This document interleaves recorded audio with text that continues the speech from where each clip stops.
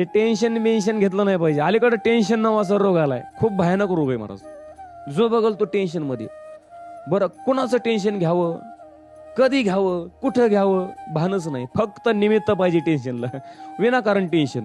मेवणीचं लग्न जमाना, याला टेन्शन. अरे बरं, इकडून तिकडून त्या बिचारीचं लग्न झालं, तिला लेकरू बाळ व्हाय ना, याला टेन्शन. अरे मरतो का तू? काय करायचंय काय तुला? बघन ना ज्याची ते, तुला काय करायचं? टेन्शन. बरं, कुठं घ्यावं याचं भान नाही. परवा दिवशी एक माणूस बाथरूम मध्ये गेला, आतून कडी लावली मेला. दरवाजा फोडून बाहेर काढला. पेपरला बातमी आली, मी विचारलं काय झालं? लोकांनी सांगितलं त्याने टेन्शन घेतलं म्हणे.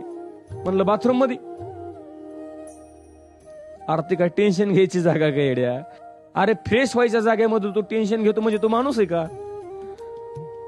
टेन्शन घ्यायचं नाही, फ्रेश बसायचं आणि हसायचं. हसण्यानं माणसाचं आयुष्य वाढतं. हसणं हे नॅचरल ब्युटी जातं. महिला मंडळ, तुम्ही किती चांगला मेकअप करा, तुम्ही कॅमेरामॅनला म्हणा फोटो काढ, कॅमेरामॅनला काय म्हणतो? स्माईल म्हणतो का नाही?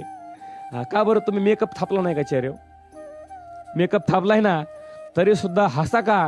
कारण हसणं हे माणसाची नॅचरल ब्युटी जातं. हसलं पाहिजे, कारण ज्याला हसता येतं त्याला चार माणसामध्ये बसता येतं.